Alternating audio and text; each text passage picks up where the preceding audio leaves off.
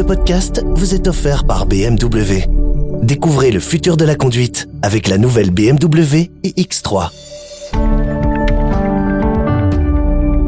Cette semaine encore, je me rends chez Bruno Coleman pour ce nouvel épisode du Regard décalé. Il me disait la semaine dernière qu'il ne croyait pas trop à un scénario de Troisième Guerre mondiale.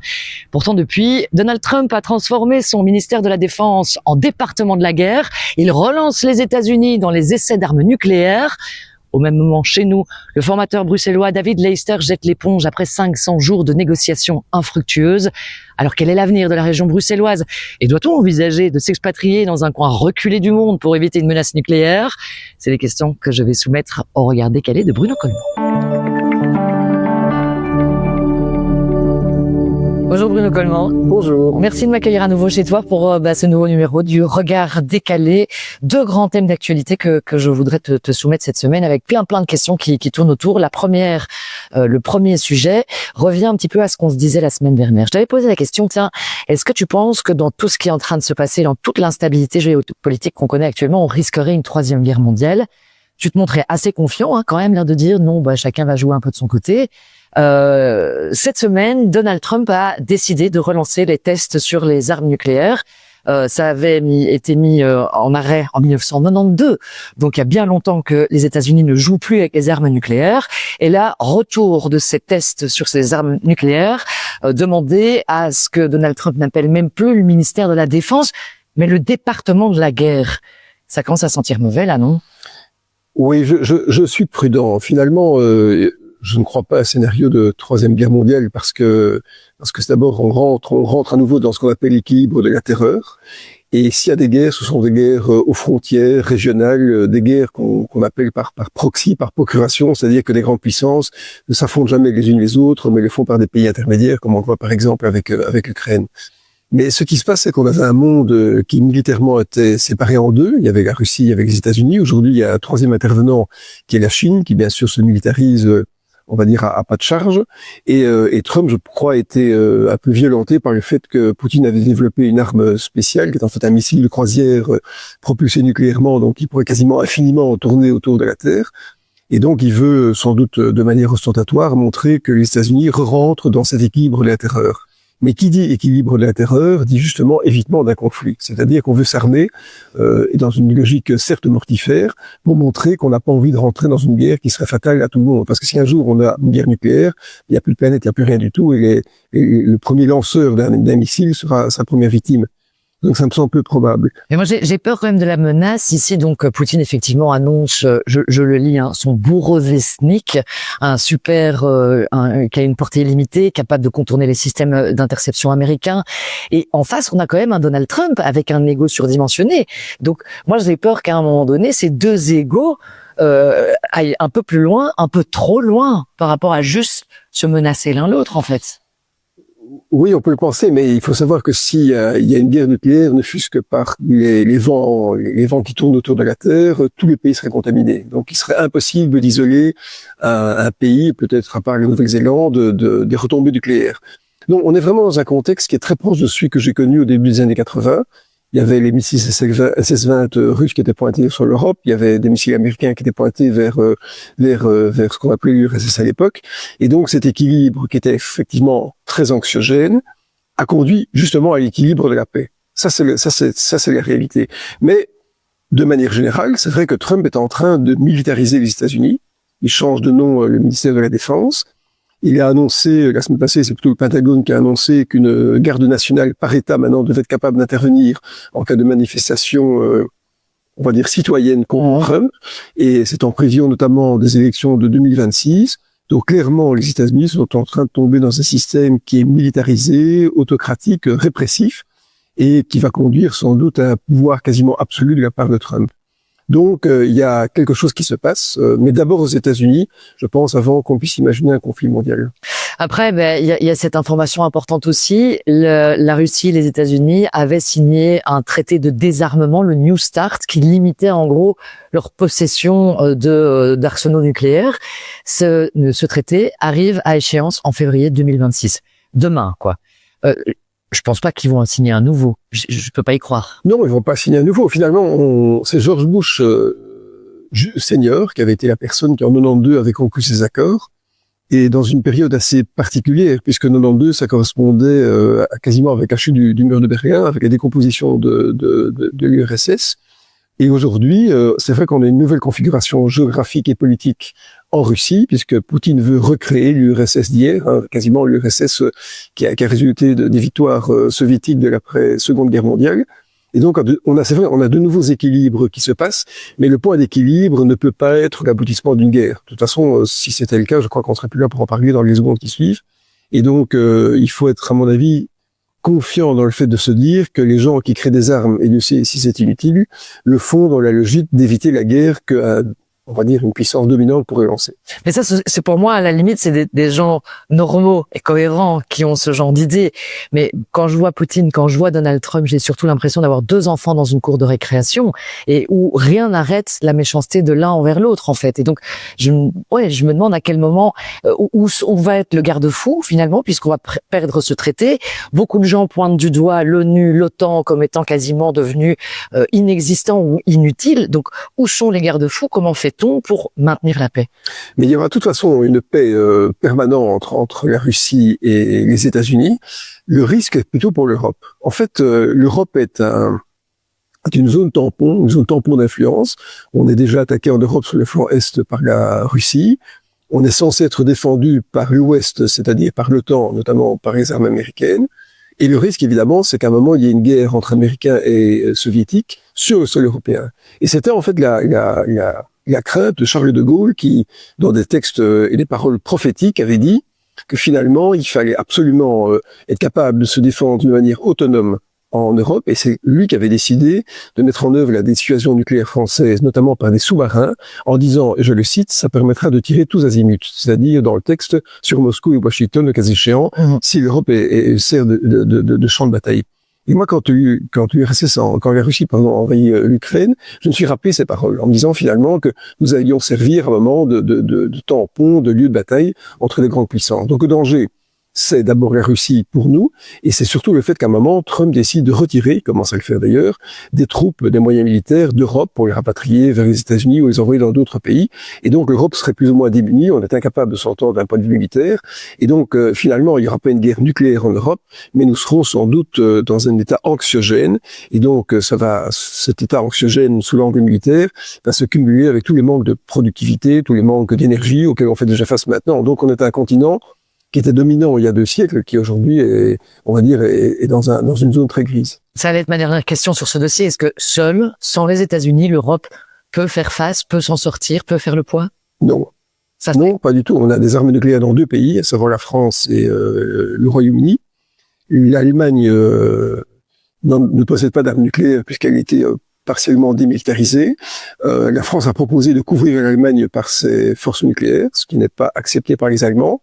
L'Allemagne et la France sont incapables de se mettre d'accord sur un avion de combat, donc on est nulle part, c'est-à-dire qu'on n'a en fait pas été capable d'avoir un mouvement militaire, ne fût-ce que défensif européen, au motif que l'OTAN existait, et qu'on reposait sur les États-Unis. Et quand on voit qu'on a acheté des avions américains, c'est le cas en Belgique, c'est bien la preuve qu'on n'a pas cru qu'il y avait un projet européen. Donc nous sommes en difficulté.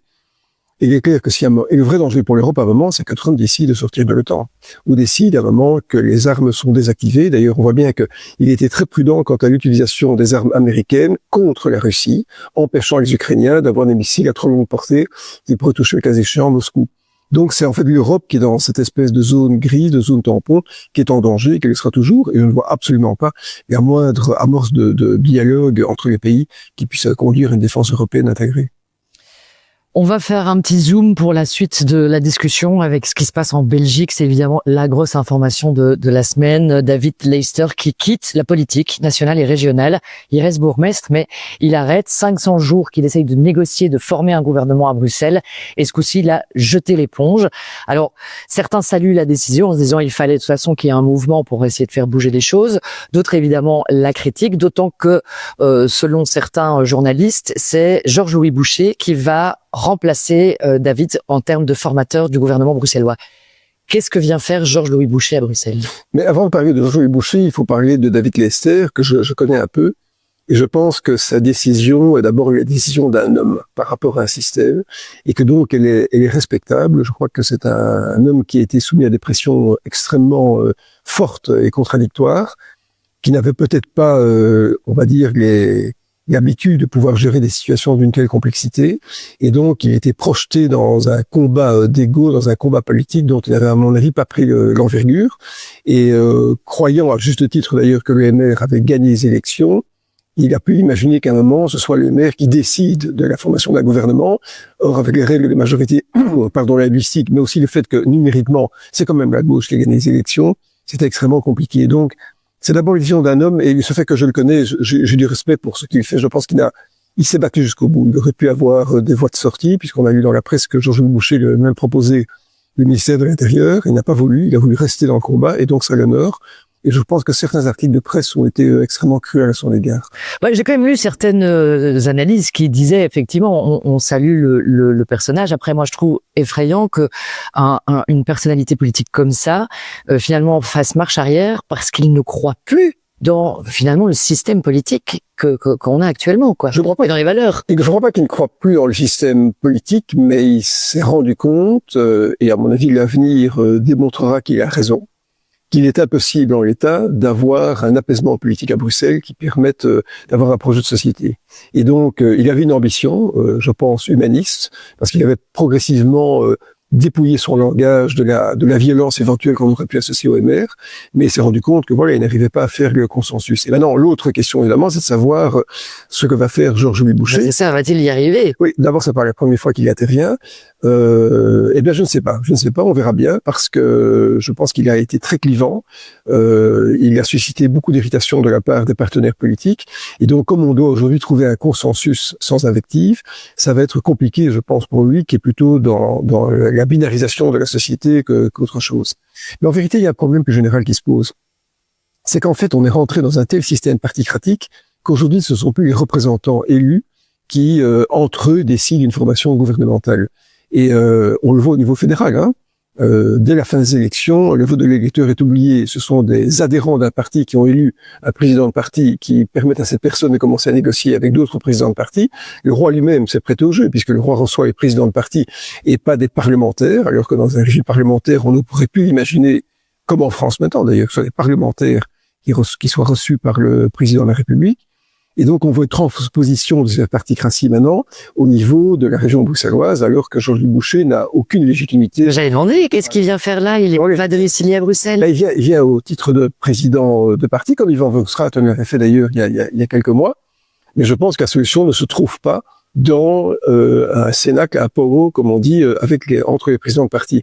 Ça se situe au niveau des personnes qui ont été élues, qui ont la légitimité. Et je rappelle quand même que les Bruxellois, dont je fais partie, ont élu des représentants, des parlementaires, qui normalement sont les personnes qui doivent s'entendre entre eux. Et donc, je crois que appliquer ce système particratique à tous les niveaux, ça dépossède, je crois, le citoyen de l'attribut démocratique qu'il a pu exprimer lors des élections. Et ça, c'est quelque chose contre lequel j'écris depuis très très longtemps, parce que ça dévoie complètement le système belge démocratique tel qu'on l'avait imaginé. Donc, parce que ça veut dire, en fait, finalement, que le vote d'un électeur dans un parti est plus important que celui d'un électeur normal dans une élection d'un électeur citoyen. Et donc ça, c'est une situation qui est tout à fait normale. Et donc ça veut dire qu'aujourd'hui, après 500 jours, toujours pas de gouvernement bruxellois, et pourtant une situation, on le sait, hein, qui devient urgente. Ils ont déjà été pointés du doigt par de nombreux. Belfius retire ses lignes de crédit, l'Europe les pointe du doigt. Il faut bouger. Ils essayaient de mettre un budget en place. Est-ce qu'on peut se dire que le travail va continuer ou que c'est un retour à la case départ? Ah, c'est certainement un retour à la case départ, parce que Georges-Louis Boucher a dit qu'il ne voulait pas parler de budget, mais d'abord discuter d'une déclaration de gouvernement régional. Donc, ce qui veut dire qu'en fait, le budget est un chantier qui est maintenant inachevé, inabouti, un peu comme tous ceux qu'on voit à Bruxelles, et que donc, il va y avoir une discussion politique. On peut comprendre la logique de Georges-Louis Boucher qui, avant de parler de budget, parlons d'abord d'une configuration politique, ça peut se comprendre, mais en même temps, l'urgence financière a tendance à parler, à nécessiter qu'on parle de budget. Mais de toute façon, moi, je ne fais aucune illusion. Tout ça va se terminer par des impôts supplémentaires sur les Bruxellois, que ce soit au niveau de la région, que des communes, avec une augmentation, on le voit déjà maintenant, des additionnels communaux, des précomptes immobiliers. Et donc, il y a une cascade d'impôts qui part du fédéral vers les régions, vers les communes, parce qu'il est impossible, avec une croissance autonome très faible de Bruxelles, et surtout le fait d'un taux de chômage qui est trop important, très important, d'imaginer que sous d'un coup, il y ait une croissance qui permette de sublimer le manque de recettes fiscales ou de sublimer l'augmentation des dépenses de divers types. Donc, on est dans une situation qui est extrêmement précaire. Alors, Georges-Louis Bouchet a dit qu'il allait s'entretenir avec des spécialistes financiers. Est-ce que tu irais pas lui donner 2-3 petits tips, peut-être, pour essayer de parvenir Je crois qu'il y a des personnes qui sont bien plus qualifiées pour le faire. Mais de toute façon, ce serait d'abord une discussion avec des banquiers qu'il faut avoir. Parce que un déficit, ça se finance par l'emprunt. Heureusement, la note de la région bruxelloise n'a pas été récemment dégradée, mais c'est avec des spécialistes d'abord bancaires. Quelle est la latitude et l'enveloppe de crédit qui est autorisée par des banques ou par des marchés financiers vis-à-vis de la région bruxelloise. Et puis, je pense qu'il faut vraiment avoir une vision fiscale. Il faudra se poser la question de savoir comment est-ce que fiscalement on peut changer les choses. Mais en fait, le problème de la Belgique, de la région wallonne, de la région bruxelloise, c'est qu'on n'arrive pas à arrêter le temps.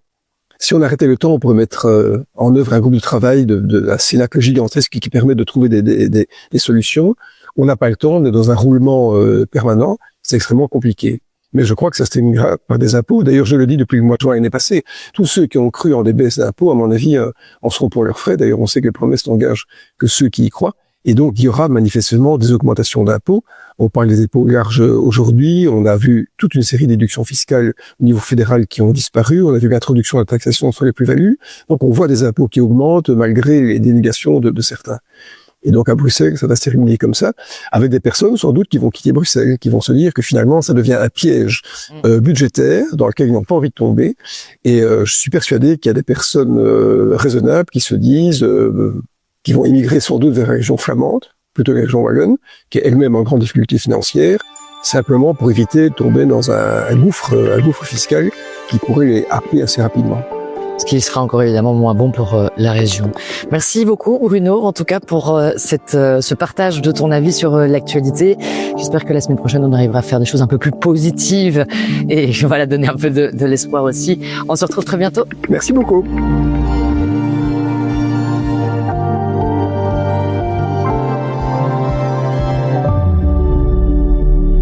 Ce podcast vous est offert par BMW. Découvrez le futur de la conduite avec la nouvelle BMW iX3.